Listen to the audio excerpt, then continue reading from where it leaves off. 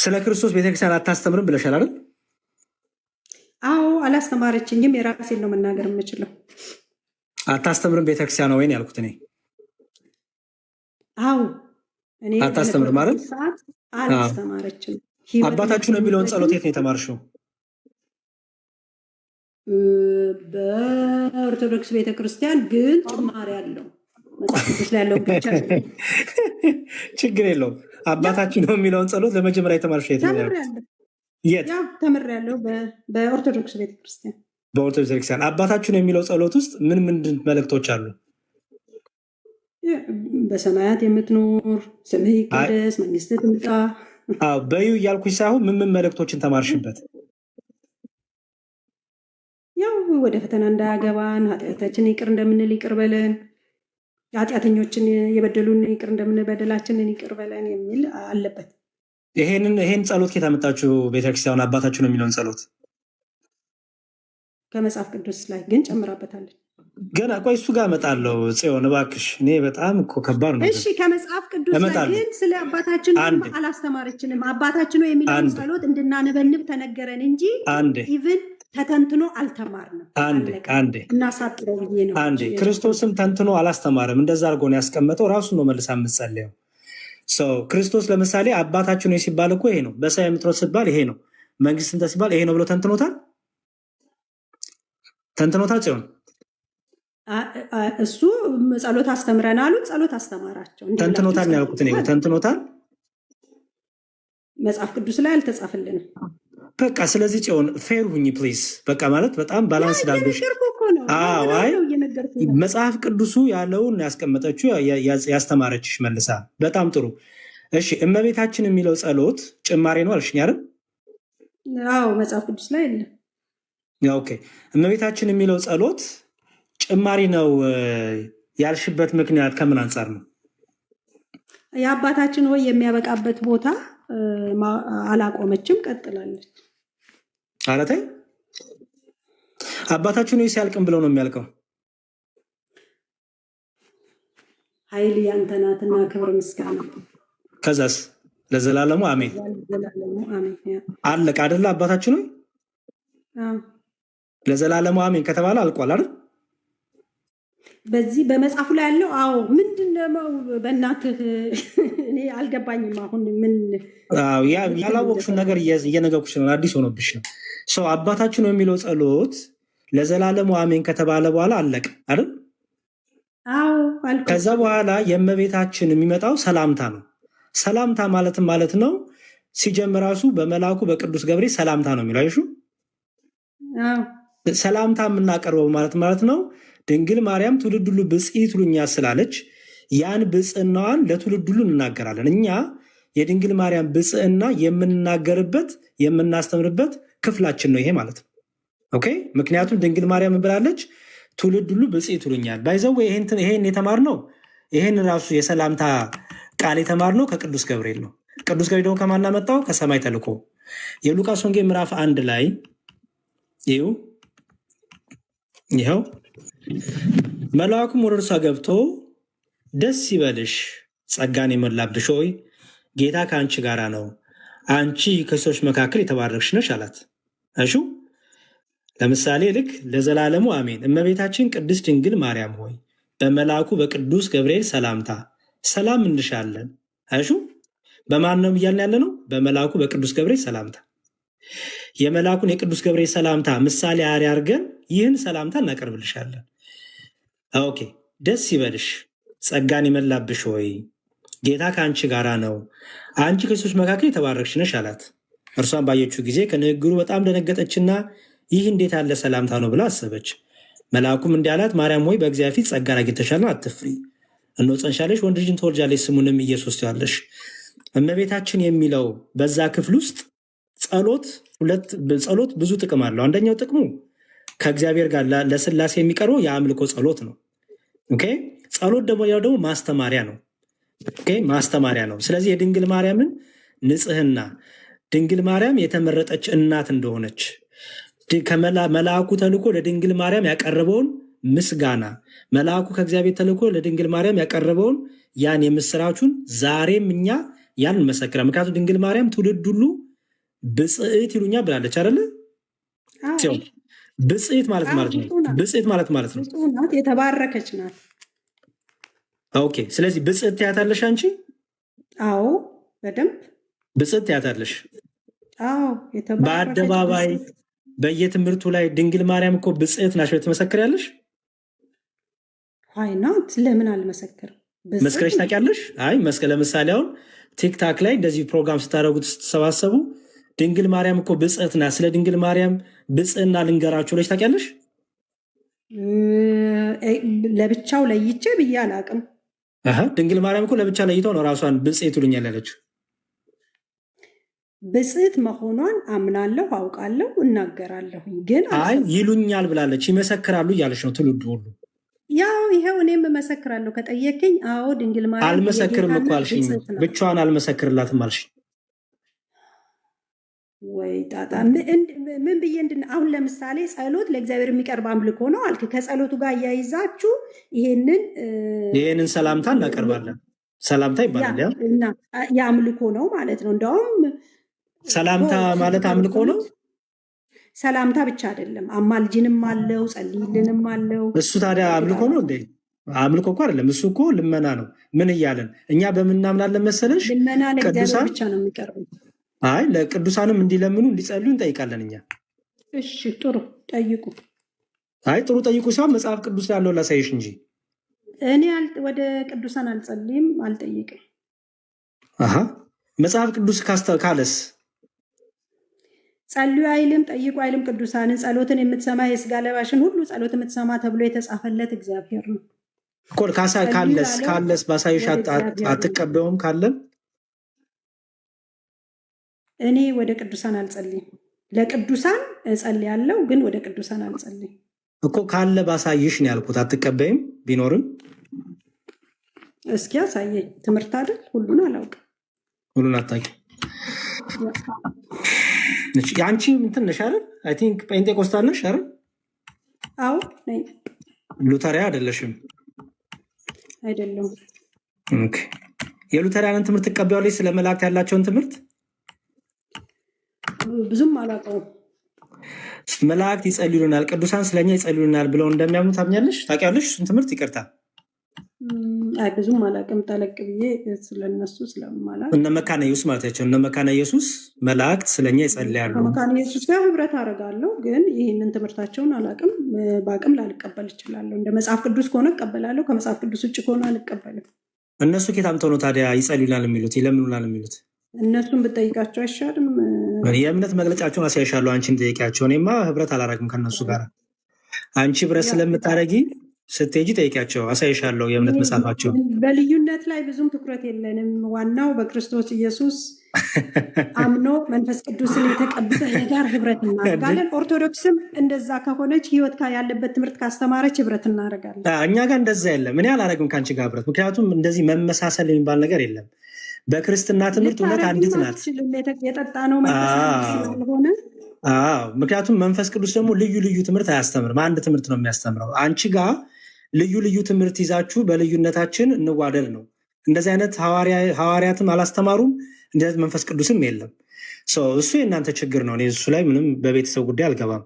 ለማንኛውም ግን እዚህ ቆሮንቶስ ያለው ላሳየሽ። አንደኛ ቆሮንቶስ ምዕራፍ 12 ላይ አንደኛ ቆሮንቶስ ምዕራፍ 12 ላይ ትዝ ይልሻል ቅዱስ ጳውሎስ ስለ አካል ብዙ ብልቶች እንጂ አንድ ብልት አይደለም ያለ አካል ብልቶች ያለ ሲያስተምር ክፍሉ 12 ላይ ነው መሰለኝ። በጣም ጥሩ። እዚህ ጋር ብልት የተባሉት እነማን ናቸው? ጊዜ ከምፈጅ ነው። ብልት የተባሉት እነማን ናቸው? አካላት፣ የቤተ ክርስቲያን አካላት ሁሉም አይደል? ቅዱሳን፣ ሁሉ ቅዱሳን በህይወትም ያሉ በህይወትም የሌሉ ወይስ በህይወት ያሉ ብቻ? በምድር ያሉ። ስለ ቆሮንቶስ ቤተክርስቲያን ነው የሚያወራው። ብቻ በምድር ስላሉ እኮ ብቻ ነው። እንግዲህ መጽሐፍ በአውዱ መሰረት አይደለም የምንፈታው። እኮ ብቻ ነው ወይ? ሲሆን ቤተክርስቲያን ነው የሚያወራው እኮ። ስለዚህ ይሄ ክፍል ስለ ምድር ላይ ስላሉት ቤተክርስቲያን ስላሉት ክርስቲያኖች ብቻ ነው። ቅዱሳን በህይወት ስላሉት ብቻ። በጣም ጥሩ። በስጋ ህይወት ስላለ እሺ፣ በጣም ጥሩ። ስለዚህ ለምሳሌ አንቺ አሁን ክርስቶስ ላይ ያለሽ ብልት ነሽ አይደል? አዎ ስትሞቺ ብልትነትሽ ይቀራል? አይቀርም፣ ግን የመኖሪያ ስፍራ ይቀየራል። አልገባኝም። መጀመሪያ እኮ ወደ ህይወት ግንድ ቅርንጫፍ ሆነሽ ብልት ሆነሽ ተጨመርሽ አይደል? አዎ ስትሞቺ ከህይወቱ ግንድ ትቆረጫለሽ? ወደ ጌታ ይሄዳለሁ። እኔ በስጋ ስላይደለው በዚህ ምድር የሚሆነውን እኔ ስለሱ እኮ አልጠየኩሽም እኮ ሲሆን ፕሊዝ፣ እኔ ጠየኩሽ በስጋ መሞትሽ ከብልትነትሽ ያስቀርሻል ወይ ነው ያልኩት።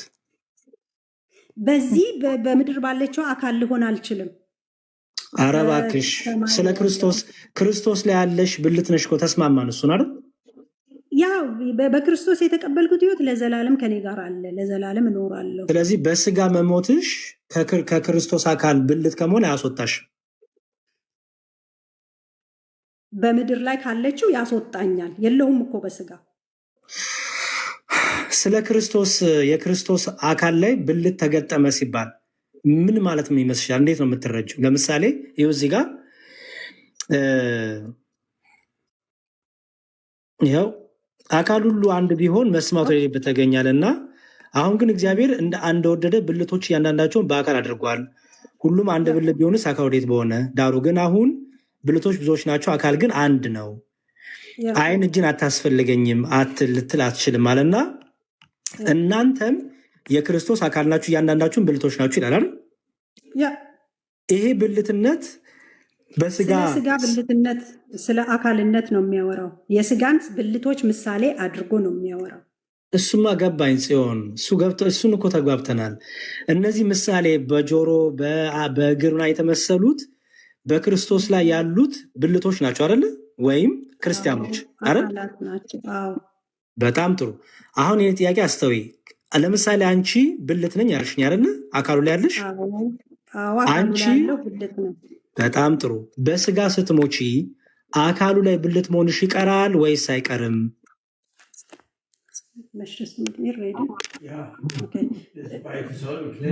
Okay, 5 Minuten bitte. Was mit Frieda ist. Ja, schon auf die Uhr geguckt? Ja, 20 Uhr abholen. Ja, wir haben jetzt 20 Uhr. Okay. Abholen bitte. Bitte? Abholen bitte. Oder soll ich Sie abholen? Ja, darum. ሚዩት አርጊና ወይ አውሩ ሚስጥር እንዳንሳ። እሺ፣ አይ ችግር የለውም። የቤተሰብ ጉዳይ ነው። ከባለቤቴ ጋር እያወራሁ ነው። እሺ ልቀጥል። አዎ ነው እንዴ? ዮኒ እንኳን በሰላም መጣ። እንኳን ደህና ቆያችሁኝ። ሰላም ነው? እግዚአብሔር ይመስገን። እንዴት ነህ ቢኒ? እህታችን ደስ ብሎኛል መጥተሽ በፍቅር ስለምትነጋገሪ በጣም ደስ ብሎኛል። እና ሌሎቻችሁም ከታች ታፕታፕ ኮፒ ሊንክ በማድረግ የፎሎውም እያደረጋችሁ አድራ። ወንድ መምህር ቢኒሻም እንኳን በስንት ጊዜያችን ተገናኘን።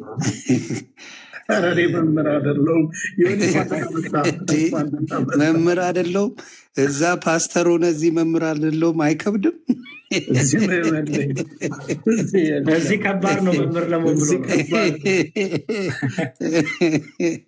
እና እህታችን እንኳን ደህና ቆየኝና በጣም ደስ እያለኝ ነው። እኛም እየተማርን ነው። ጽዮን ቴንኪው ስለመጣሽ እና እስቲ እንማር አብረን በቀና እንትኑ መማሩ ደስ ይላል። ተባረኩልኝ። እያዳመጥኩ ነው። ታፕታፕ እያረኩ ነው። እሺ ዮኒ ቴንኪው በጣም። ጽዮን ተመለሽ። እሺ በቃ እያጠቃል ነው። እሺ ሰውም እንዳይሰለች ሰው እዚህ ጋር የጥያቄን በደንብ ሪማይንድ አድርግሽ። ለምሳሌ አንድ ሰው በክርስቶስ አምኖ ሲጠመቅ የዘላለም ሕይወትን ሲያገኝ ወደ አካሉ ተጨመረ አይደለ? ብልት ሆነ አይደል? በጣም ጥሩ። አሁን ቢሞት ያ ሰው በመጨረሻ እድሜ ዘመን ገደበው ሞተ። በስጋ ቢሞት ከአካል ብልትነት አካሉ ላይ ከነበረበት ብልትነት በስጋ መሞቱ ያስቆርጠዋል ወይም ያጠፋዋል? ያው ግን በስጋ ባለችው ቤተክርስቲያን ላይ አካል ሊሆን አይችልም። ሲጀመር ስለ ክርስቶስ ነው የምናወራው ጽዮንዬ። የክርስቶስ ቤተክርስቲያን ስንል ምድርና ሰማይ ተጋጠሙ ነው። እዚህ ጋር እንደሚሆን ሻገጣጥም ነው። ክብርን እየሰጠ አካልን አጋጠመው ይላል። እሺ ወደ ፍጽምና አልደረስንም ማለት ሙሉ በሙሉ የክርስቶስ ቤተ ክርስቲያን በምድር ላይ በአካል አልተገለጠችም አይደል? አሁን ያለነው በመንፈስ እንደገና ደግሞ በአካል በዓለም ላይ የክርስቶስ ቤተ ክርስቲያን አለች። በዚህ በስጋ ላሉ የሚሰራ ነው። እኔ ግን ወደ ጌታ ከሄድኩኝ በዚህ በምድር ላይ ካለችው ቤተ ክርስቲያን ጋር እንደ አካል ሆኜ ላገለግል አልችልም። ኦኬ፣ ሲጀመር የስጋ ቤተክርስቲያን የምትባል ቤተክርስቲያን የለችም። ቤተክርስቲያን መንፈሳዊት ናት። አንዴ ስሚኝ፣ ቤተክርስቲያን መንፈሳዊት ናት። በምድር ላይ አይደለ እንደ የዘላለም ህይወትን የምንወርሰው አይደል? የዘላለም ህይወትን እኮ ገንዘብ የምናደርገው የራሳችን የምናደርገው ከሞትም በኋላ በሰማይ ደኑ እንደ አዲስ አምነን አይደል? ገና ስጋችን ይድናል። ስጋችን እኮ አልዳንም። እሱ የምናወራው ከትንሣኤ እሱ ሌላ ነው። እያወራን ያለው ነው። ይኸውልሽ ትጽዮን፣ እኔ የትንሣኤ አካል ግሎሪፋይድ ባዲ እያወራው አይደለም። እዚህ ጋር እየተናገረ ያለው በክርስቲያኖች መካከል ያለውን በጣም የምናፍቀው ጉዳይ ነው እሱ ነገር። እሺ ይሁን፣ ግን ብትናፍቂውም ግን ርዕሱን እየጠበቀ እንሂድ። ናፍቆትሽ ይሆናል መሀል ላይ እዚህ ጋር ያስገባብሽ፣ ችግር የለውም። እዚህ ጋር አሁን እያወራ ያለው እነዚህ ክርስቲያኖች ወደ ክርስቶስ አካል ላይ ተገጣጥመዋል። እነዚህ ብልቶች አይደል? አዎ፣ በዚህ ብልቶች ስላሉት ነው የሚያወራው። ለምሳሌ በኤፌሶን ያሉት ሌላ አካላት ሌላ ቤተክርስቲያን አለች። እሷም ቤተክርስቲያን በዓለም ላይ ያለች ሁሉ ቤተክርስቲያን ይኸውልሽ ጽዮን፣ ለምሳሌ በዓለም ላይ ፕሮቴስታንት አለ አይደል? አይ ቲንክ በራስሽ ባረገው ይሻላል። በዓለም ላይ ያላችሁ ፕሮቴስታንቶች የተለያየ ዓለም ላይ የተለያየ ሀገር ላይ ቸርች አላችሁ አይደል? አጥቢያ ቤተክርስቲያኖች አሉ። አዎ። እሺ፣ የእያንዳንዳችሁ ግን አሁን አድራሻ ማን ነው ብላችሁ ማን ነው የምትይኝ? አሜሪካ ጅማ ልትይኝ ነው? አይደለም። የእናንተ የሁላችሁም አንድ አድራሻ ሆኖ አካል ላይ ያላችሁት ማንከር ክርስቶስ አካል ላይ አይደል ያላችሁት? ያ በክርስቶስ በቃ አለቀ። በጣም ጥሩ። ስለዚህ አሁን እያወራ ያለሁት እኔ እያወራ ያለሁት ስለ ጅማ፣ ስለ አሜሪካ፣ ስለ ጎንደር አይደለም እያወራ ያለሁት። እያወራ ያለሁት ሁሉ ተገጣጥመው ክርስቶስ አካል ላይ ስላሉት ብልቶች ነው ማወራ ያለሁት። እሺ ኦኬ። ስለዚህ እያወራን ያለው ስለ ክርስቶስ አካል ላይ ስላሉ ብልቶች ነው። እነዚህ ክርስቶስ አካል ላይ ያሉ ብልቶች በምድር ስላለችዋ ቤተክርስቲያን ስለ ክርስቶስ ጽዮን፣ ስለ ክርስቶስ ሰው አምኖ ወደ ምድር ወዳለች ቤተክርስቲያን ተጨመረ ሲባል ክርስቶስ አካል ላይ ብልት ሆነ እያልን ነው አይደል? አዎ፣ በቃ እሱን ነው እያወራሻው። እኔ አሁን ክርስቶስ አካል ላይ ስላሉት ብልቶች ነው የማወራው። ክርስቶስን አትገድቢውም። ትገድቢዋለሽ?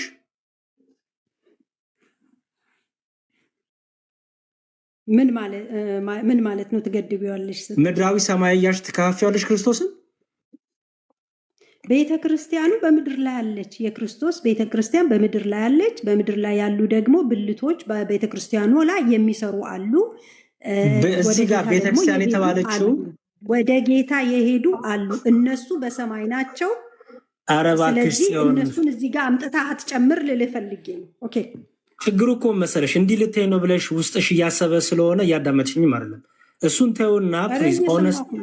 እሺ እኔ የመጨረሻ ላድርገው። በቃ አይ ዶንት ቲንክ እየሰማሽኝ ስላልሆነ አካሄዴ ስለገባሽ ይመስለኛል። በጣም ዲፌንሲቭ እየሆንሽ ነው። ግን ዲፌንሲቭ ብትሆኝም ግን እኔ ያሳይሻለሁ፣ ችግር የለውም። ኦኬ፣ እዚህ ጋር ይኸው ምን ይላል?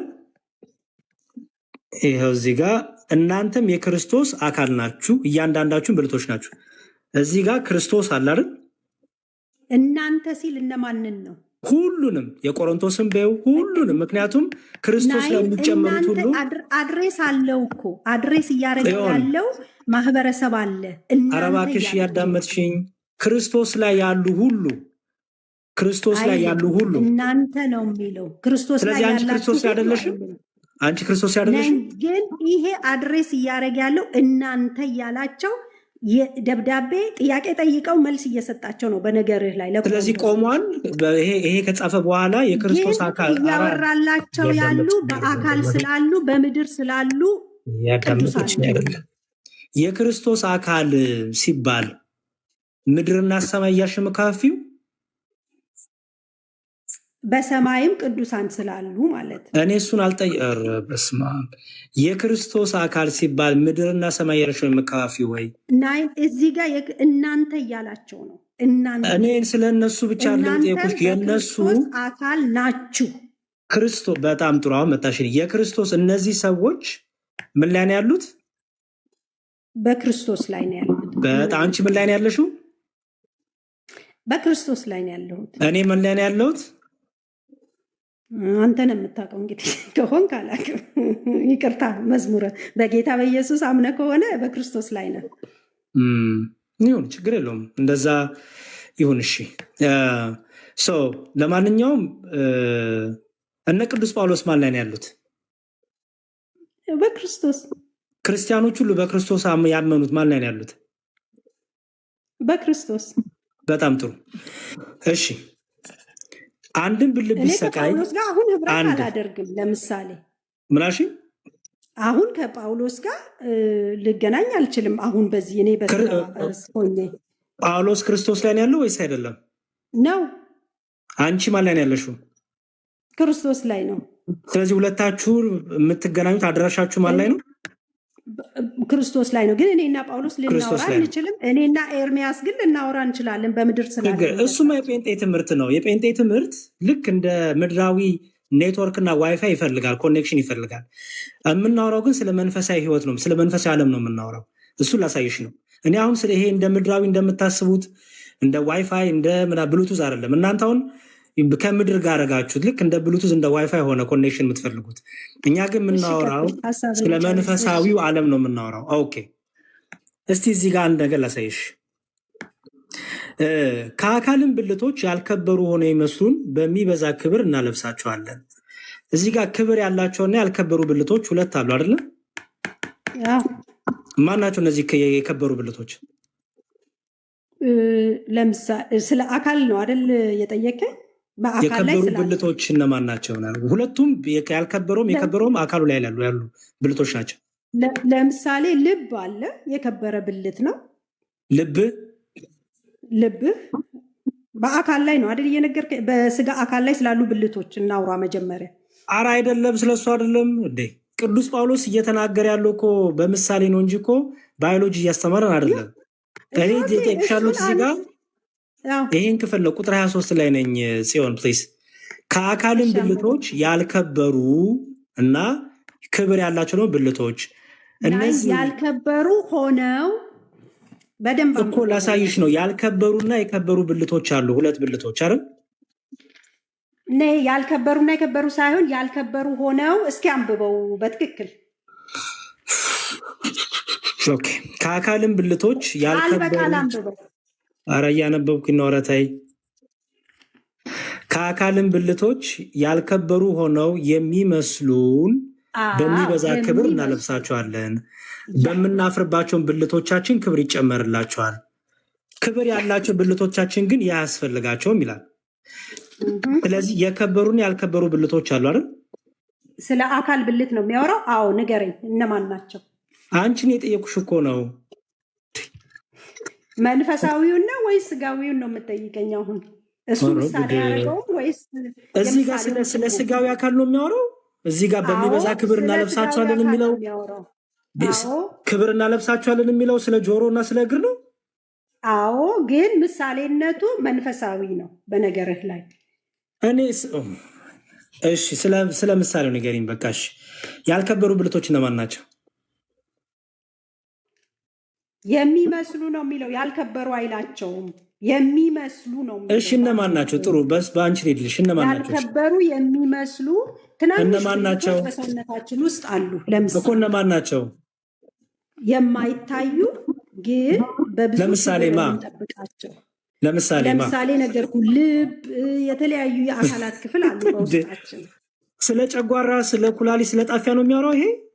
የሰውን ብልት ተጠቅሞ መንፈሳዊውን ዓለም እያሳየን ነው። ስለዚህ መንፈሳዊውን ዓለም ተርጉሚልኝ። ተይው፣ ስለ ጨጓራ፣ ስለ ጣፊያ፣ ስለ ኩላሊት ሱን ተይውና በመንፈሳዊ ዓለም ተርጉሚልኝ። እኔ አልነግርሽም፣ ያንቺ ትምህርት ነው የፈለኩት። ችግር የለም። ኧረ ሌዲስ ፈርስት ነው። እኔ መምህር አይደለሁም፣ መምህር ነኝም አላልኩሽም እስካሁን። እሺ ስታስተምር አሁን በብዙ ያንቺን ደግሞ ጥሩ አስተማሪም እንደሆንክ አውቃለሁ። ቀጥል። ችግር የለውም። ቀጥይ ጽዮን። እዚህ ጋር ስደርሽማ በመምህር አስተምረኝ እንዳትይኝ። ያንቺን ትምህርት ነው መስራት የፈለግኩት። ምክንያቱም ጴንጤ ከሆንኩ ነው መጽሐፍ ቅዱስ የተማርኩት ስላልሽ አስተምሪኝ። መንፈሳዊው ጥሩ ተተርጉሚልኝ። ይሄ በመንፈሳዊው ዓለም ያልከበሩ ብልቶች የሚመስሉት እነማን ናቸው? እንግዲህ ብዙ መንፈሳዊ አገልግሎቶች አሉ አይደል? እንግዲህ አካል ብልቶች ነን ብለናል። እኛው ቅዱሳን ነን ብልቶቹ ብለን ተስማምተናል ከአንተ ጋርም አይደል? ያልከበሩት እነማን ናቸው? አኩ ጽዮን ፕሊስ። ያልከበሩ የሚመስሉ ነው እኮ እነማን ናቸው?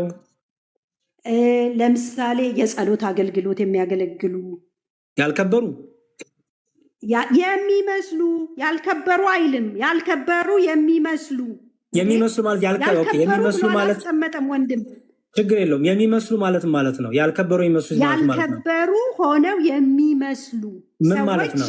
አሁን ለምሳሌ ነቢያትን፣ ሐዋርያትን፣ አስተማሪዎችን እንደከበሩ ብልቶች ሰዎች ይቀበሏቸዋል። ግን በውስጥ ደግሞ የሚያገለግሉ ሌሎች ብልቶች አሉ። ሌሎች ቅዱሳን ባክቦን ሆነው ወሳኝ ሆነው ግን ያልከበሩ እነሱ ናቸው ያልከበሩት። አዎ የጸሎት አገልግሎት የሚያገለግሉ። ስለዚህ እዚህ ጋር በሚበዛ ክብር እናለብሳቸው። ችግር የለውም።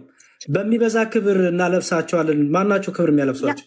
በሚበዛ ጸጋ ይለብሳሉ። እነዚህ ማን ነው የሚያለብሷቸው? የሚመስሉ ማን ነው የሚያለብሷቸው? ጸጋውን ጌታ ነው አይልም። እዚህ ጋር በሚበዛ ክብር እናለብሳቸዋለን ነው የሚለው። ያ ወይም ቅዱሳን በሚበዛ ክብር አገልግሎታቸውን ይቀበላሉ። የጸሎት አገልግሎት የሚያገለግሉ፣ የድብቅ አገልግሎት የሚያገለግሉ በሚበዛ ክብር እናለብሳቸዋለን ነው የሚለው። እሺ አንተን ትርጉም ልስማ። የኔን ሰማ? አልሰማውም። ያንቺን ይነገርኩ። ይሄ ነው እንግዲህ። እሺ በምናፍርባቸው ብልቶቻችን ለምንድን ነው የሚታፈርባቸው? በእነዚህ ያው በማህበረሰቡ ዘንድ አንዳንድ ብልቶች የሚያሳፍሩ ይመስላሉ። እንዴ እነዚህ እኮ ናቸው ቅድም ያልከበሩ ብልቶች የሚመስሉ አሻቸው ነው የምናፍርባቸው ተባሉት እኮ እነዚሁ ናቸው እኮ። ካላወቅሽው ይኸውልሽ በቃ ጽዮን ክፍሉን አይ ቲንክ እንደ አዲስ ሆኖብሻል። ክፍሉን ገብተሽ አንብቢ። አይደለም ለእኔ ክፍሉን አውቀዋለሁ። የኔን መረዳት ነግሬሃለሁ። ያንተን ቀጥል። እሺ በምናፍርባቸው ብልቶቻችን ማለት ነው። እሺ የምናፍርባቸው ብልቶች፣ አንተ የምታፍርባቸው ብልቶች የሉም በአካልህ ላይ? ማን ናቸው? ለምሳሌ እስኪ አንቺ የምታፍርባቸውን አንድ ንገሪኝ። አልነግርህም። እንግዲህ ከተግባባን አንቺ አሁንም ስለ ሰውነት አካል ነው የምታወሪው? ስለ ምሳሌ አድርጎ ነው የነገረን። አለቀ ነገር። የሰውነትህን አካል ምሳሌ አድርጎ በመንፈሳዊ ነው የተረጎመው። ስለዚህ ተርጉሚው በመንፈሳዊ ሲሆን በመንፈሳዊ የምናፍርባቸው ብልቶቻችን እነማን ናቸው?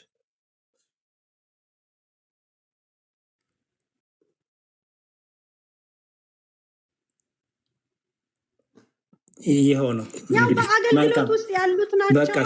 ትንሽ አገልግሎት ተብለው ችግር የለውም። በቃ እኔ የራሴን ላስቀምጥና አልጨርስ።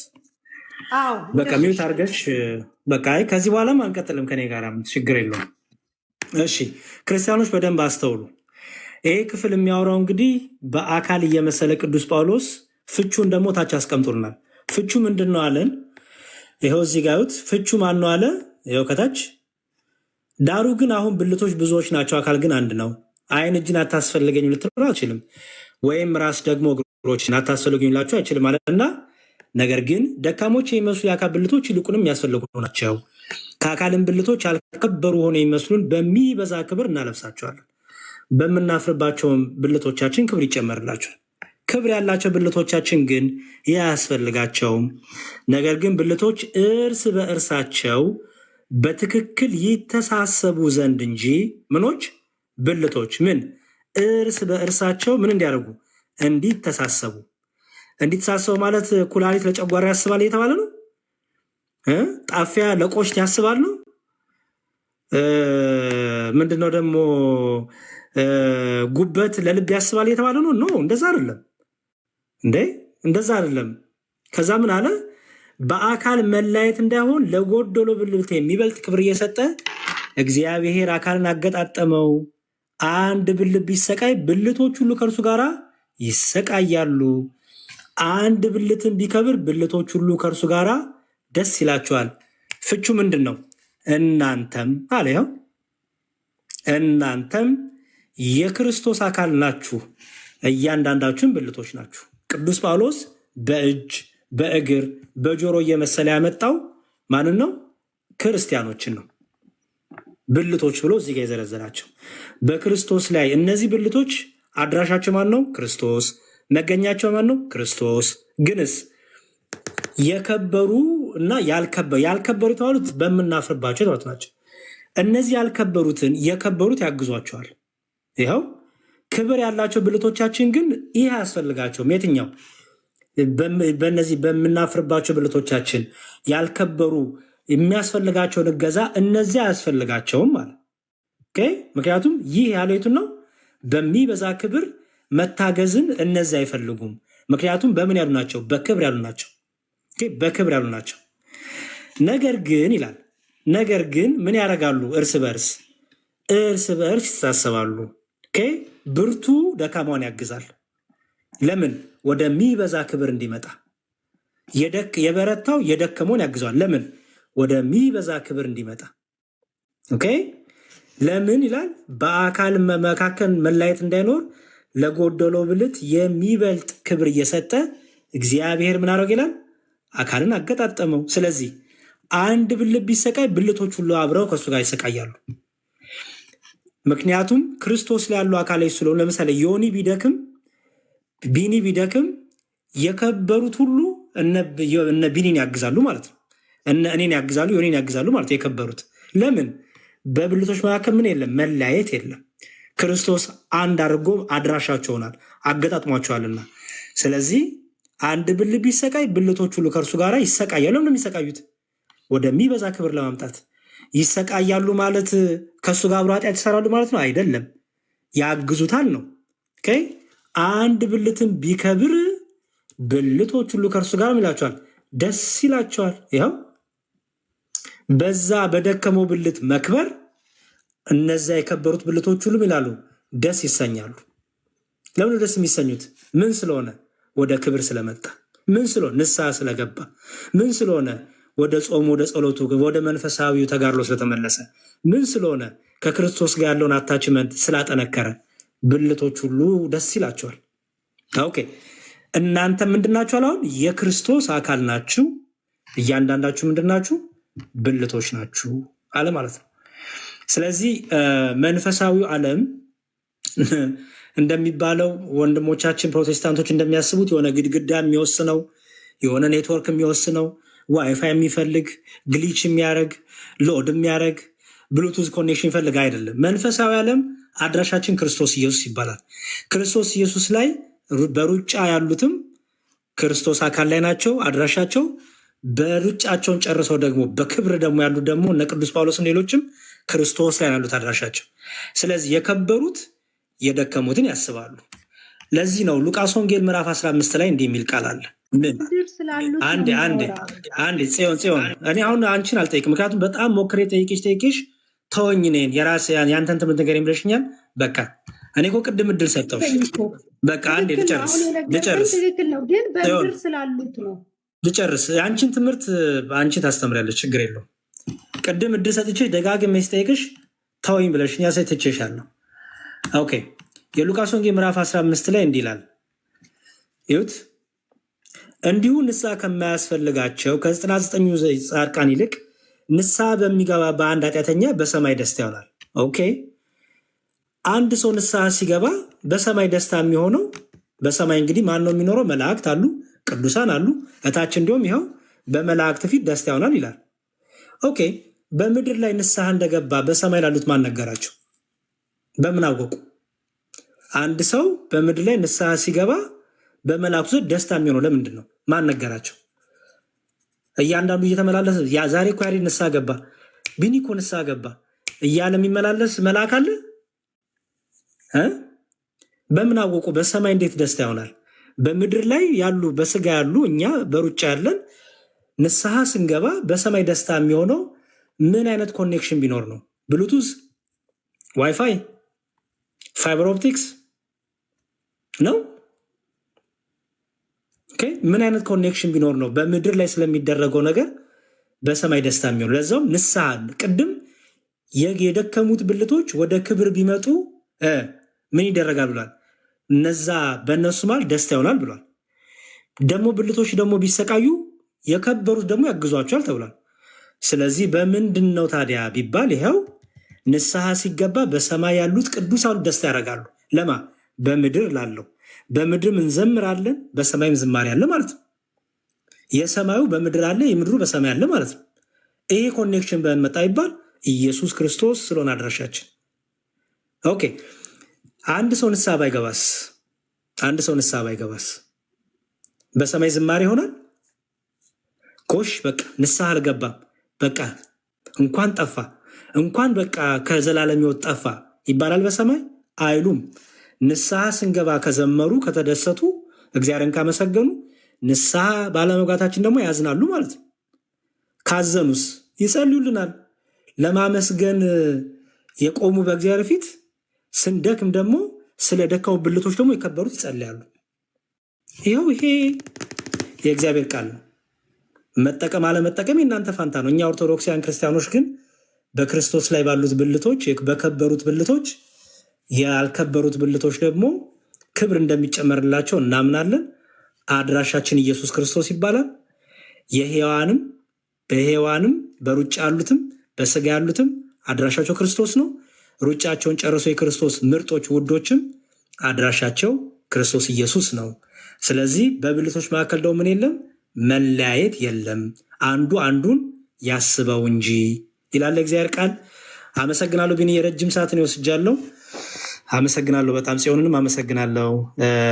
ታንኪዩ በጣም ግን ፕሊዝ ከቤተክርስቲያን ስትወጡ አትሊስት ተምራችሁ ውጡ። የቤተክርስቲያኗን ትምህርት ተምራችሁ ብትወጡ እኔ በጥላቻና በየአዳራሹ የሚነገረውን ውሸት ትታችሁ አትሊስት የቤተክርስቲያኗን ትምህርት እንዲሁ መጽሐፍቷም አሉ፣ ትምህርቷም ዩቲዩብ ላይ አለ፣ መጽሐፍቶቿም አሉ። እንዲሁ በቀና ልብ ኦርቶዶክስ አትሁኑ ችግር የለውም። ግን ዝም ብሎ በጥላቻ ከመመላለስና አይንን ጭፍን አድርጎ እንትን ከማለት እነዚህ ሰዎች ግን ምንድን ነው የሚያምኑት? እስቲ ቆይ ከሰው ከምሰማው ለምን የራሳቸውን መጽሐፍት አላነብም? ለምን እስቲ ራሳቸውን አልጠይቅም ብላችሁ እንዲያው ከጭፍን ጥላቻ ወጣችሁ ትምህርታችንን ብትመረምሩ፣ ከመውጣታችሁ በፊት ደግሞ ብትማሩ፣ ሰንበት ትምህርት ቤት ብትገቡ፣ አውደ ምሕረት ሰርክ ጉባኤ ብትከታተሉ፣ በቃ ከዛ በኋላ ብትወጡም ችግር የለውም። አሁን እኮ ወጥታችሁ ስንጠይቃችሁም አንዳችን ቤተክርስቲያን ትምህርት አታውቁ። ለምን ወጣችሁ ነው የዛሬው ርዕስ። እህታችን ጽዮንዬ መጣች፣ እናመሰግናለን። ስንጠይቃት ግን ምንም ቤተክርስቲያን እያሉ አልተማርኩም፣ በቃ ጴንጤ ኮንኩ በኋላ የተማርኩት አለች። ጴንጤ ከሆነች በኋላ የተማረችው ነው ዲስከስ እያደረግን ያለ ነው። እስካሁን ፍርዱን ለእናንተ ነው የምንተው። ቢንዬ አመሰግናለሁ። ጊዜ ስትልኝ ቃሌት ያሰማልን መዝሙረ ሁላችሁንም። ምናልባት ፈቃደኛ ከሆንሽ አንድ 3 ጥያቄ ልንጠይቅሽ ሌሎች ተረኞችን ከማስገባታችን በፊት ፈቃደኛ ከሆንሽ ወይዘሮ ጽዮን አጫጭር ጥያቄ ብቻ ነው። ቃሌት ያሰማልን በሉልን። ወይዘሮ ጽዮን እየጠበቅንሽ ነው። ቃልዮት ያሰማልን መዝሙሬ ወንድማችን። እግዚአብሔር አምላክ ጸጋውን ያብዛል፣ በእድሜ በጸጋ ይጠብቅህ። የቤተ ክርስቲያን አምላክ የእውነተኛው ትምህርት አምላክ ይጠብቅ። እግዚአብሔር ረጅም እድሜ ከጤና ጋር ያድልልን እላለሁ መዝሙሬ። አሜን። በረጅም ሰዓት ያስኩኝ እናንተ ቁጭ ብላችሁ በጣም ይቀርበሉኝ። ክብር ያደልልኝ ግን እግዚአብሔር ይስጥልኝ፣ ሁላችንም ያበርታል። አይ ቲንክ የለችም ቢዚና መሰለኝ። ቢኒ ወይ ሌላ ሰው አስገባና እናንተ ደግሞ ጠይቁ፣ ቀጥሉ። ምናልባት ከሌለሽ የለውኝም በይ። እሺ ሌላ ፕሮቴስታንት እንደው ቃልዮት ያሰማል። አልሰማችሁም? ጥያቄ ጠይቃችሁ ነበር መጨረሻ ላይ አልሰማሁ። እሺ ፈቃደኛ ከሆንሽ 3 ጥያቄ ብቻ ልጠይቅሽ ፈልጌ ነው። አጫጭር ጥያቄ። እሺ ቀጥል። በጣም ጥሩ። እንግዲህ በመላእክት እርዳታ ቅድም አምንሻል አይደለ? በመላእክት እርዳታ አምንሻል አይደለ?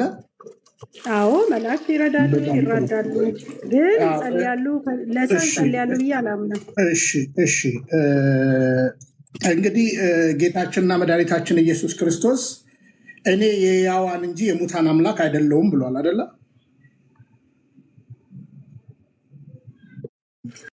ስለዚህ ጌታ የሙታን አምላክ ሞት ተሸንፏል አይደለ? ሞት ወይ መውጊያ የት አለ ተብሎ ተነግሮለታል አይደለ? ሞትን ድል አድርጓል። በክርስቶስ ኢየሱስ በክርስቲያን ያመኑ ዘንዳ ሞት እንቅልፍ ነው ተብሎ ነው የተጻፈው እና ስለዚህ እሱ የሕያዋን አምላክ ከሆነ እኛ ደግሞ እኔ የሕያዋን አምላክ ነኝ እንጂ የሙታን አምላክ አይደለሁም ካለ ሞትን እዚህ ጋር ምን አመጣው የሚለውን ጥያቄ እንድታሰላስይ ይሁን። በዳንኤል መጽሐፍ ላይ እና አንድ ሁለት ጥቅሶችን አንስቼልሽ ከዛ በኋላ ትነግኛለሽ። በዳንኤል መጽሐፍ ላይ ሲድራቅ ሚሳቅንና አብደናጎምን በእሳት ውስጥ በነበሩበት ያወጣቸው ማን ነው? የአማልክትን መልክ የሚመስል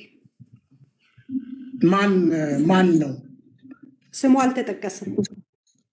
የአማልክት የሚመስል እሺ፣ መጽሐፍ ቅዱስ መልክ ያለው እሺ፣ መላእክት ነው። በነገራችን ላይ ያወጣቸው መላእክት ነው። ተጠቀሰ ግን መላእክት ነው ተብሎም የመልአኩም ስም አልተጠቀሰም። እሺ፣ ምዕራፍ 3 ቁጥር 28 ነው። ጭልኝ ዳንኤል አጫጭር ጥያቄ ነው የምጠይቅሽ። እሺ፣ እኔ ላንብብልሽ ትንቢተ ዳንኤል ምዕራፍ 3 ቁጥር 28 ናቡከደነጾርን መልሶ መልአኩን የላከ ከአምላካቸውን በቀር ማንም አምላክን እንዳያመልኩ ለእርሱም እንዳይሰግዱ።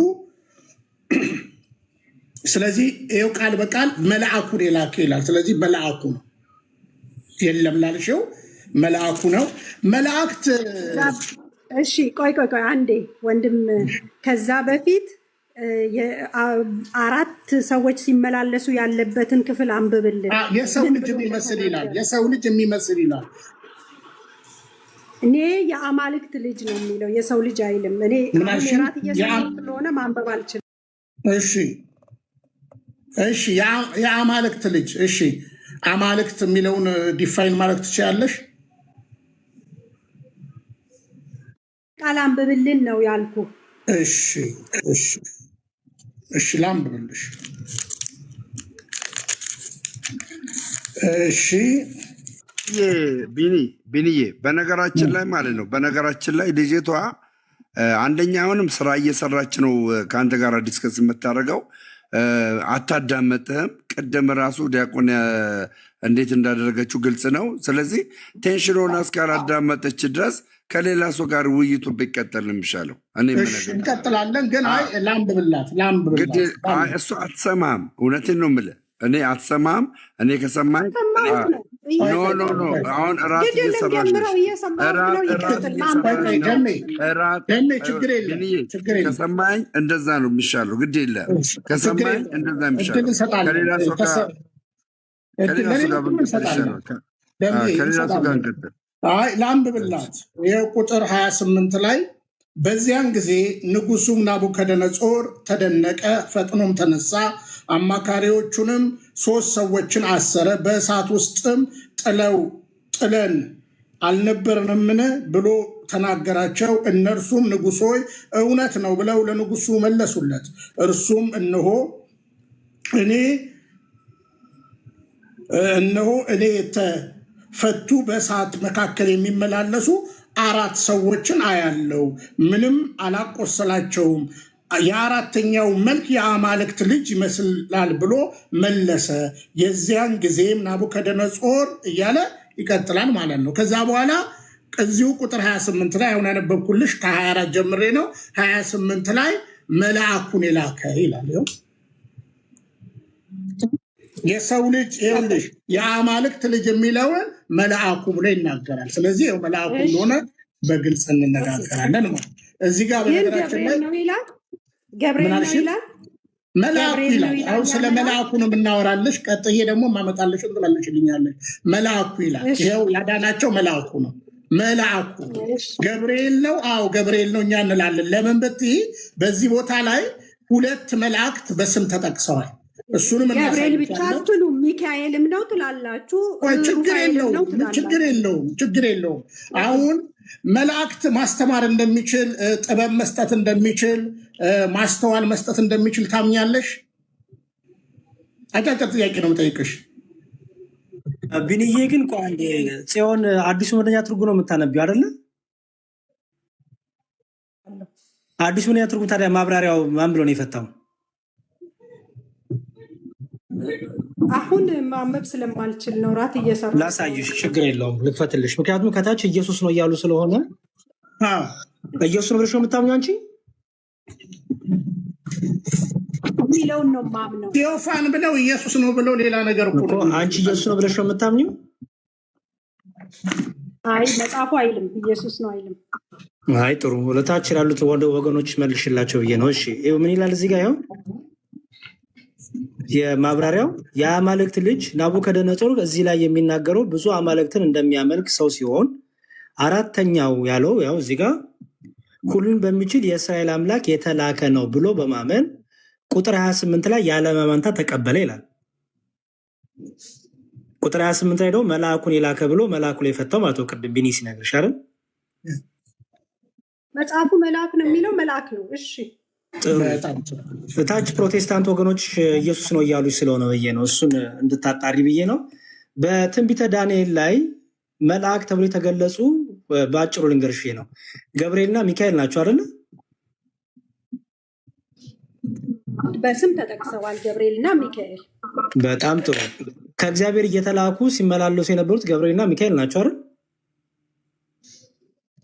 ላሉ ግን የተላኩበት ቦታ አለ። ገብርኤል በአዲስ ኪዳን ላይም ሉቃስ ላይ እናገኘዋለን። እኔ ብሉይ ኪዳን ላይ ያለሁት ብሉይ ኪዳን እዛ ብሉይ ኪዳን ዳንኤል ላይ ሁለቱ በስም ተጠቅሰዋል። አዎ ዳንኤል ላይ አይደል? እዛው ክፍል ላይ አዎ ተጠቅሰዋል። ስለዚህ እየተላኩ ይራዱ የነበሩት ለምሳሌ ዳንኤልንም ሲራዳ የነበረው እንዲሁም አንደኛው ላይ ሚካኤል ሲረዳው ነበረ፣ ሁለተኛው ላይ ደግሞ ገብርኤልም ሲረዳው ነበር አይደል? ፋርስ አለቃ መንግስት ተዋጋኝ ሚካኤል ሊረዳኝ መጣ ብሎ ዳንኤል ገብርኤልም እየበረረ መጣ ሊረዳኝም ብሏል አይደል? ገብርኤልን ሚካኤል ሊረዳው መጣና ገብርኤል ደግሞ እየበረረ ወደ ዳንኤል መጣ። ታሪኩ ምን ሊያደርገው መጣ? ወደ ዳንኤል ገብርኤል የጸሎቱን መልስ ሊነግረው። ጸሎት በጸለይክ በመጀመሪያው ቀን ተሰምቶልሃል። እውቀትን ሊሰጠው ሊያበረታው ጥበብን ሊሰጠው ነው የመጣው። እዛው ላይ ይናገራል። የጸሎቱን መልስ ይዞለት ነው የመጣው። ዳንኤል ይጸልይ ምዕራፍ 9 ቁጥር 21 አንብብላት አንዴ።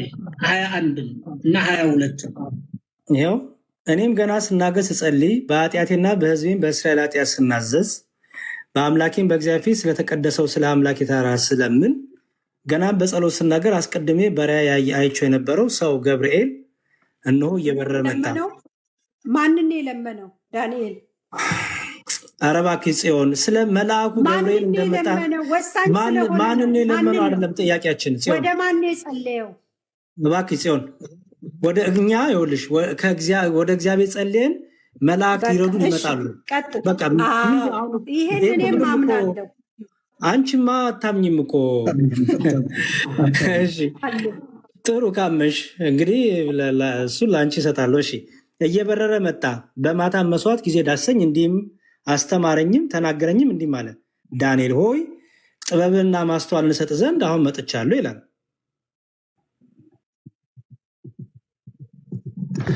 በእሺ ለማንኛውም አንድ ነገር ላሳይሽ። ማንን የለመነው ዳንኤል? ወደ ማን የጸለየው ዳንኤል? እሺ በቃ ሲሆን ያን ነገር ላሳይሽ። ቅድም አሳይሻለሁ ያልኩሽን ነገር ላሳይና እንጨርስ። ይሄ የመካነ ኢየሱስ ነው። ቅድም አሳየኝ ስላልሽኝ ይሄ የመካነ ኢየሱስ የእምነት መግለጫ ነው። ላሳይሽ፣ ችግር የለውም። ምክንያቱም እዛ ሄጄ ህብረት ስለማድረግ ስላልሽኝ ጠይቂ። ስለ መላእክት ያላቸውን አላቅም ስላልሽኝ ሰዎች ዋሸህ እንዳይሉ ላሳይ ስለፈለግኩኝ ነው። ይኸው ይሄ ገጽ ስንት ላይ መሰለሽ? ገጽ 216 ላይ ያው መጽሐፉ ይኸውልሽ፣ ይኸው መጽሐፉ ታውቂያለሽ? ይህ መጽሐፍ መጽሐፈ ስምምነት የሚባለውን ቡክ ኦፍ ኮንከርድ ይኸው እዚህ ጋር የወንጌላውያን ሉተሪያን የእምነት መግለጫ የሚለውን አታውቂውም? እኔ ሉተራውያን አይደለሁም አልኩህ እኮ። ለእነሱ ጠይቃቸው፣ እነሱ በቂ መልስ ይሰጡሃል። እሺ ይኸው ምን ይላል ላሳይሽ። በቃ ችግር የለውም። ከዚህ ሌላ መላእክት እንደሚጸልዩልን እንቀበላለን። ይኸው መላእክት እንደሚጸልዩልንም እንቀበላለን። ምክንያቱም መልአኩ በዘካርያስ 1:12 ላይ ቅድም አንቺ ጥያቃን ያልሽው ሉተሪያን አንቺ ሄደሽ ህብረት የምታደርጊባት መካነ ኢየሱስ ልመና ጸሎት ነው ብላ ነው የምትፈታው። ይኸው የሰራዊት ጌታ ሆይ ኢየሩሳሌምንና የማትምራቸው እስከ መቼ ነው እያለ የሚጸልይበት ምንባብ አለ። እንደ እውነቱ ቅዱሳን በተመለከተ እነርሱ ያንሳሉ ለጠቅላላው ቤተክርስቲያን እንደ ጸልዩ ሁሉ በሰማይ ለቤተክርስቲያን በጥቅሉ ይጸልያሉ ብለን እንቀበላለን ይላል። አሹ በምድርም እያሉ ይጸልዩ ነበረ፣ በሰማይ ሄዶም ጸሎታቸው አልተቋረጠም። ቅዱሳኑ ይጸልያሉ ስለኛ። ቅዱሳኑ ብቻ አይደለም መላእክቱም ስለኛ ይጸልያሉ ብለው ያንቹ የእርሻ አንዳንድ ህብረት የምታደርጊባት መካነ ኢየሱስ ታምናለች። መጽሐፍ ቅዱስም ጠቅሳለች። ትችላለች። እኔ እኮ አታምንም አላልኩህም፣ ልታምን ትችላለች። ልዩነት የለንምም አላልኩህም። በዚህ ረገድ ልዩነት ሊኖር ይችላል። ግን ታዲያ ያልገባኝ ነገር ወንጌል እኮ አይደለም ብለሽን ነበረ። ይሄን ቅድም እኛን ኦርቶዶክስን ስተች ነበረ። በዚህ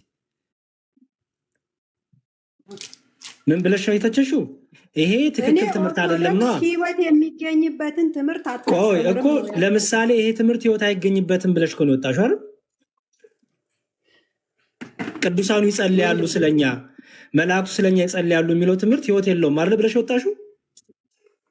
ህይወት ያለበት ትምህርት ኢየሱስ ክርስቶስን ሴንተር ያደረገ ትምህርት ነው። መልአክን ሴንተር ይሄ ትምህርት ህይወት አለው።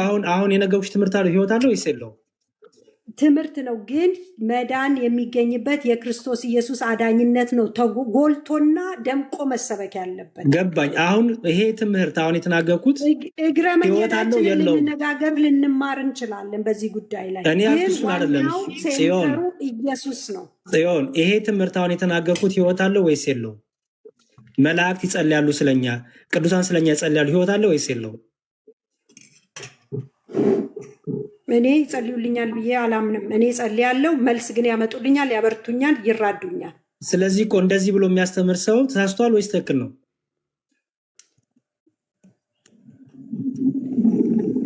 እንደፈታው ነው። ትክክል ነውም ተሳስቷልም አልልህም። እኛ እኮ ተሳስታችኋል ብለሽ ነበር እኮ ቅድም ጽዮን። ማመኔ ስለሆነ እኛን ተሳስታችኋል፣ እንደዚህ አይነት ትምህርት በማስተማራችሁ ተሳስታችኋል እኮ ስትይ ነበረ ቅድም። በቃ እነሱም ተሳስተው ይሆናላ ትምህርታቸው ማለት ነው። በቃሽ። አሁን እነሱን ስላየሽ ነው ትንሽ የከበደሽ። ይሁን ችግር የለውም። ብንዬ በቃ ጨርሻለሁ። ይሄን አትሊስት ያው ብዬ ነው። እሺ እውነት ነው፣ እውነት ነው። ቃለ ሕይወት ያሰማልን። ጽዮን እንግዲህ በ13 ዓመትሽ ነው አይደለ ከቅዱስ ቤተክርስቲያን ወጣው የምትይው? አካባቢ ነው እርግጠኛ። በ13 ዓመትሽ እንግዲህ በቅዱስ ቤተክርስቲያን ውስጥ እንግዲህ እዚህ ያላችሁ እንግዲህ አሁን እህታችን እንግዲህ ከ50 በላይ ምናምን ልትሆን ትችላለች እና በ13 ዓመቷ ነው ከቅዱስ ቤተክርስቲያን ወጣው የምትለው። በላይ ልትሆን አዋልደኛል እንዴ ቢኒ? ከ50 በላይ ልትሆን ትችላለች አልከ። አየውሽ እኮ በፎቶ አይደለም አየልሽ አይደል? እሺ በፎቶ ከሆነ አንተ ከ70 በላይ ትመስላለህ። እኔ 49 ዓመቴ ነው። እሺ ታዩ እሱ በ13 ዓመትሽ ነው ከቅዱስ ቤተክርስቲያን ወጣው የምትይው እና ከቅዱስ ቤተክርስቲያን በ13 ዓመቴ ወጣው ካልሽ እስኪ በቅዱስ ቤተክርስቲያን ቅዳሴም ተካፍያለሁ ብለሻል። በ13 ዓመትሽ በ13 ዓመትሽ በቅዱስ ቤተክርስቲያን ውስጥ እንግዲህ በቅዳሴ ሰዓት ምን ይነበብ ነበር? እስኪ ንገሪንና እንጨርስ። ግዕዝ ነው አላልኩም? ቅድም ተናግሬያለሁ። በዚህ ጉዳይ ላይ ደግሜ አልናገርም። ግዕዝ ነው፣ ትርጉሙንም አላውቅም። ቅዳሴ ግን አስቀድሳለሁ፣ አስቀድሼ አውቃለሁ። ስጋና ደሙንም ወስጄ አውቃለሁ። ከአያቴ ጋር ቤተክርስቲያን እሑድ እሑድ አልቀርም። ስለዚህ ምንም የሚነበበውንም አታስታውሽም፣ አታውቂውም ማለት ነው። አማርኛ የሚነበበው ታምርና ገድል ነው። እሱን እሰማለሁ። አስደንጋጭና ምን ላይ ነው የሚነበበው? እስኪ ታምርና ገድል በአማርኛ የሚነበበው የቱ ሰዓት ላይ ነው? እስኪ ንገሪኝ። አውደ ምሕረት ላይ ከቅዳሴ በኋላ ደጅ ተሰብስበን ይነበባል። አውደ ምሕረት ነው የሚባለው። እሺ፣ አውደ ምሕረት ላይ ከቅዳሴ በኋላ አዎ ይነበባል። ለምሳሌ ቀኑ 21 ከሆነ የማርያም ይነበባል። 21 ከሆነ የማርያም 19 ከሆነ የገብርኤል ብቻ በየቀናቱ። እሺ እንግዲህ ትውልድ እንዲዳኘን ነው ይህን ጥያቄ ጠይቃት። ይቅርታ እንዴ፣ በጣም ይቅርታ። እኔ አሁን እርግጥ የዛሬ በ13 ዓመቷ ስለ ቅዳሴ አስታውሳ አሁን ላይ የመናገር ቴንደንሲ ያላት አይመስለኝም። ዝም ብላ በግምት ነው የምትናገረው፣ ሚዲያ ላይ በምትሰማው ነው የምትናገረው። ግን አሁን ራሱ እሷ ያለችበት ቤተ እምነት ውስጥ ያለውን ዶክትሪን ታውቀዋለች ወይ? እንደው ብጠይቃት ምን ይመስላል? እሷ ራሷ እዛው ቤተክርስቲያን ውስጥ ያለችበትን ሲሆን ይሰማሻል እህቴ? እኔ የመጨረሻ ጥያቄ አይሰማኝም። እሺ ከሌላ ሰው ከተሰማሽ ማውራት አንቺ አሁን ላይ ያለሽበት ከአንተ ጋር ለማውራት ብዙ አያለ ቢኒ እዛ ራሱ እሷ ራሱ የራሷን ቤተክርስቲያን ዶክትሪን አታውቀውም። እሱን እኮ አሁንም እሱ እኮ ግን ምንድን ነው ደሜ አሁን ይኸውልህ ወጣን የሚሉትን አደለ እንግዲህ ዋና ነገር ሰኞ የምናደርገው አሁን እቺ ቅድስት ቤተክርስቲያን እውነት ለመናገር ኒውትራል የሆናችሁ ፕሮቴስታንቶች ፍረዱ። ከቅዳሴ በኋላ ወደ ውጭ ተወጥቶ እንግዲህ ቤተክርስቲያን ቅዳሴ ላይ ነው ንግስ ከሌለ በሰላም ሄዱ የምትለን ማለት ነው። ተቀጥላለህ ቢኒዬ። እቺ ብቻ ጨርስላት ጽዮን እንደው እግዚአብሔርን ከፈራሽ እስታንቺ ያለሽበት ቤተ እምነት አንተ ሳትሆን ቢኒያም ይቀጥል ደምረው ግድ የለሽም። አትፍሪ፣ እኔን አትፍሪ፣ ግድ የለሽም። እኔ ምንም አልልሽም። አይ ግን መንፈስህን ስለማልፈልገው ኖ እኔ ወድሻለሁ፣ በክርስቶስ ፍቅር ወድሻለሁ። አትፍሪ። እውነቴን ነው እህቴ። እኔንም ቢኒንም ዮኒ ማኛንም የዳሰሰን እግዚአብሔር አምላክ አንቺንም እንዲያስሽ ጸሎቴ ነው፣ ምህላዬ ነው። መዝሙረ ያሬድ እንደዚህ ነበር። እኔ ጴንጤ በነበርኩ ሰዓት ዋጋ እየከፈለ ምን እያለ ለዚህ የበቃሁት ማለት ነው። ስለዚህ እህቴ እስቲ አንቺ ያለሽበት ቤተ እምነት ውስጥ ያሉትን 5ቱን ሶሎዎች ንገርኝ እስቲ እህቴ። 5ቱን ሶሎዎች ንገርኝ እስቲ። ይሰራልሃል እኔ ለመፈተን ነው ወይስ ለምንድን ነው?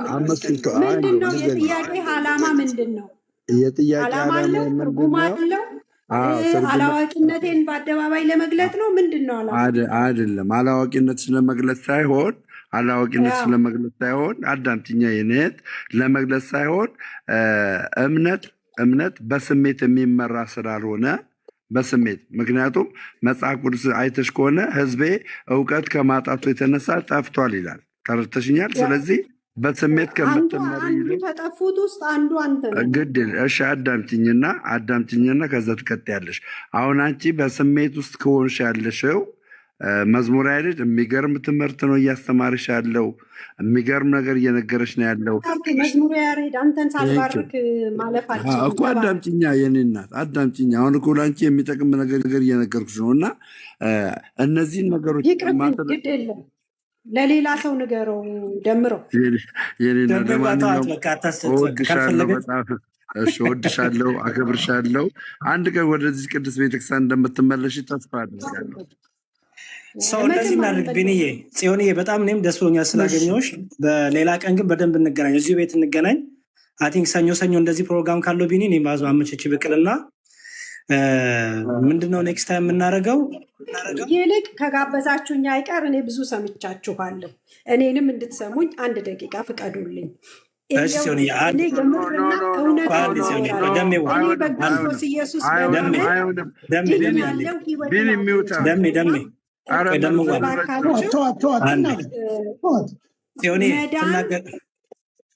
ጽዮን አንድ ልሰጥሽ ነው የኔም መልእክት እንገርሽ። ኔክስት ታይም ሰኞ እንገናኝ፣ ከቻልሽ እንገናኝና ያለሽን ጥያቄ ሁሉ ይዘሽ ነይ። በነገረ ክርስቶስ ለምሳሌ በነገረ ክርስቶስ ላይ፣ በነገረ ስላሴ ላይ፣ በጥምቀት ላይ፣ በቁርባን ላይ፣ በነገረ ትንሣኤ ሙታን ላይ ያለሽን ኦርቶዶክስ ቤተክርስቲያን ትክክል ትምህርት የላት የምትዩን ነገር ይዘሽ ነይና ረጋ ብለን ጥያቄዎችሽን ብቻ እየተቀበልን አሁን እኔ ነበርኩ ቼንጅ እንትን ሰናወራ የነበረው አንቺ ደግሞ ኔክስት ታይም ይዘሽ ነይና ከዛ በደንብ እናወራለን። ትልቁ ነገር መማማር አይደለም እና ያላወቅነው ማወቅ ስለሆነ እንደሱ እናደርጋለን። ኔክስት ታይም እንገናኛለን። እግዚአብሔር ይመስገን። እሺ፣ ግን አንድ ነገር አለ። በክርስቶስ ኢየሱስ ነው ህይወት የሚገኘው እና ብዙ ጊዜ ሴንተራችን ኢየሱስ ቢሆን የመዳን ሴንተሩ እሱ ስለሆነ የመጽሐፍ ቅዱስም ዋናው ኢየሱስ ነው። እኔ እሱን በማመን ነው ህይወት ያገኘሁት። እርፍ ብያለሁ፣ ሰላም አግኝቻለሁ። በክርስቶስ ኢየሱስ ላይ ጥያቄ የለኝም። እሺ ጥያቄ ክብር ልጠይቅሽ። ለኢየሱስ ይሁን ቆይ እና እናቴ እባካችሁ ቆይ እናቴ ሰውን አስተምሩት፣ ስለ ቆይ ኢየሱስ እናቴ ንገሩት። ቆይ የትኛውን ኢየሱስ ብለን እኮ በፍቅር እንጠይቅሻለን። በመጀመሪያ ደረጃ የትኛውን ኢየሱስ ነው ያገኘሽው?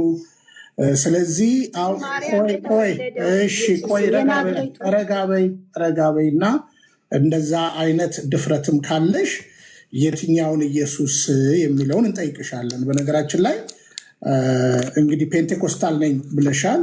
ጅምሩ 7 ነው ኢትዮጵያ።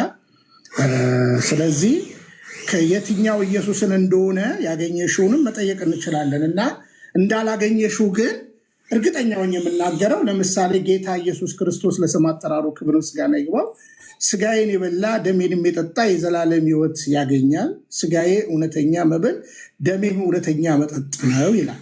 እንግዲህ ይሄ ቃል በነገራችን ላይ ይሄ ትእዛዝ የጌታ ትእዛዝ ነው እና አንቺ በእውነት ለመናገር የጌታ ስጋና ደም አማናዊ ነው መቼም የዘላለም ሕይወት አገኘው ብለሻል አይደለ?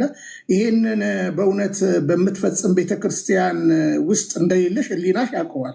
ስለዚህ አሁን አየሽ ጌታ ሆይ የሚለኝ ሁሉ መንግስተ ሰማያት አይገባም ነው የሚለው ቃሉና አንቺ አሁን ስላልሽ ያገኝሽ መስሎሻል። 100% የምነግርሽ ያለሽበት ቦታ እውነተኛውን ክርስቶስ የያዘ ቦታ አይደለም። እሱን ደግሞ በመረጃና በማስረጃ አሳዩን ካልሽ ተረጋጊና ልብሽን ከፍተሽ ወይዘሮ ጽዮን ከገባሽ ረጋ በይና ስሚኝ። ስለዚህ መጽሐፍ ቅዱስሽን አውጥተሽ በመጀመሪያ ደረጃ ታምኛለሽ ወይ? የጌታ ስጋና ደም አማናዊ ነው ብለሽ ታምኛለሽ ወይ? አየሽ ጌታ እኮ ነው ያለው። ከዛ በኋላ ጌታ ራሱ ምን አለ? ያመነ የተጠመቀም ይድናል ይላል። ስለዚህ የትኛው ያዘዘሽ ነው? በእምነት ብቻ የሚል የመጽሐፍ ቅዱስ ትምህርት የለም እና እኔ ጥቅሶች ካሉሽ መወያየት ይቻላል። ከዛ በተረፈ ይኸውልሽ አሁን ይህ ዝም ብሎ በመጮ በመደዴ በማለት አይደለም። አሁን መረጃ ነው የምጠይቅሽ። በአጭር አማርኛ አንድ ጥቅስ አወጣልሽ እና